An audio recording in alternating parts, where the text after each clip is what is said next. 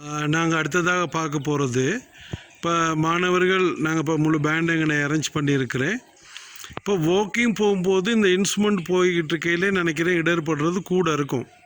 இன்ஸ்ட்ருமெண்ட்டும் வாசிக்கணும், கால் போகிற வேகத்தையும் கால் போகிற அளவு நடக்கிற முறை எல்லாத்தையுமே சரியாக பார்க்க வேண்டி இருக்கிறனால முழு பாட்டையும் அடிச்சுட்டு போகிறதுக்கு முன்னுக்கு நான் இப்போ என்ன செய்ய போகிறேன், இந்த சைட் ட்ரம் வாக்கிங் ஸ்டிக்ஸில் மட்டும் இந்த பேண்ட் அப்படியே முன்னுக்கு நகர்ந்து போய் திரும்ப டேர்ன் ஆகி வந்து திரும்ப முன்னுக்கு வந்து எப்படி நிற்க போகுது அப்படிங்கிறது நம்ம இதில் பார்க்க போகிறோம்.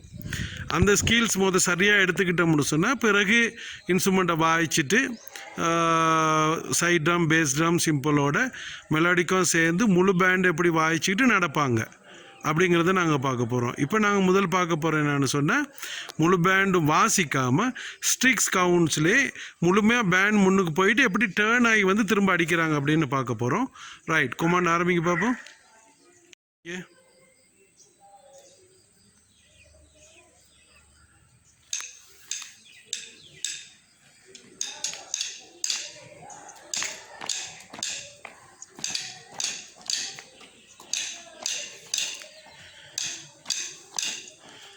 இப்போ பார்த்தீங்கன்னா இந்த வாக்கிங் ஸ்டைல் பேண்ட் போயிட்டு எப்படி திரும்ப போகிறோங்கிறக்காக இப்போ செய்கிறாங்க.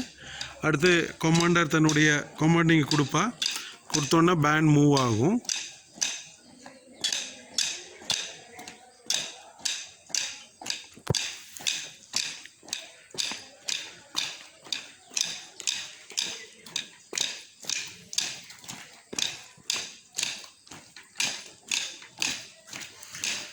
பாருங்கள், சில பிள்ளைகள் வயல் விழுகிறானுங்க, சில பேர் நடக்கிறானுங்க, சில பேருக்கு வாக்கிங் ஸ்டைலே இன்னும் வரல. சரித்தானே? இதுதான் புதிய பேண்ட் உருவாக்கம்.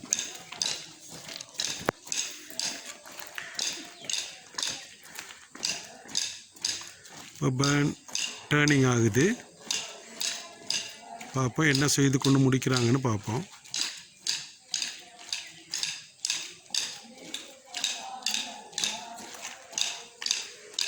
இதில் காலேஜ் ஸ்டைலில் பார்த்தீங்கன்னு சொன்னால் முழுமையாகவே திருத்த வேண்டியிருக்கு. பாருங்கள், பேண்ட் முழுமையாக விரிஞ்சிருக்கு.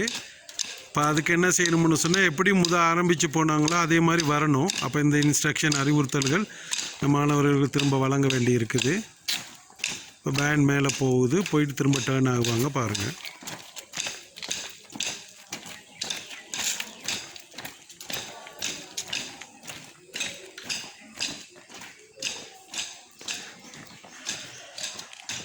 பார்த்தீங்கன்னா பேண்ட் திரும்பின இடைவெளி இப்போ கூடுதலாக இருக்குது. இப்போ இந்த பேண்ட் என்ன செஞ்சுருக்கணும், திரும்பி முன்னுக்கு வந்திருக்கணும், அப்படியே நிப்பாட்டிட்டாங்க. இப்போ நான் இந்த பேண்ட் என்ன செய்ய போகிறேன், அங்கேருந்து திரும்ப ஸ்டார்ட் பண்ணி முன்னுக்கு மற்ற பக்கம் திரும்பி கொண்டாந்து நிப்பாட்ட சொல்ல போகிறேன். கவனிங்க.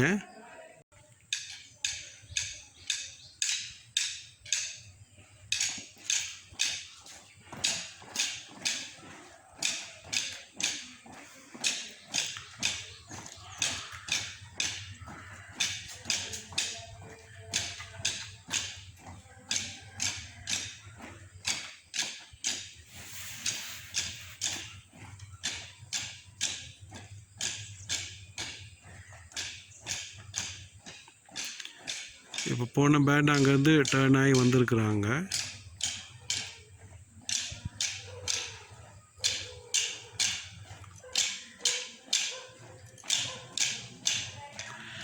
பார்த்தீங்கன்னா லெஃப்ட் சைடில் இருக்க 2 வரி சரியாக இருக்குது, ரைட் சைடில் ஒரு வரி கொஞ்சம் விலகி இருக்குது. அப்போ எப்படி கொண்டாந்து நிற்க போகிறாங்க அப்படிங்கிறது பார்க்க போகிறோம்.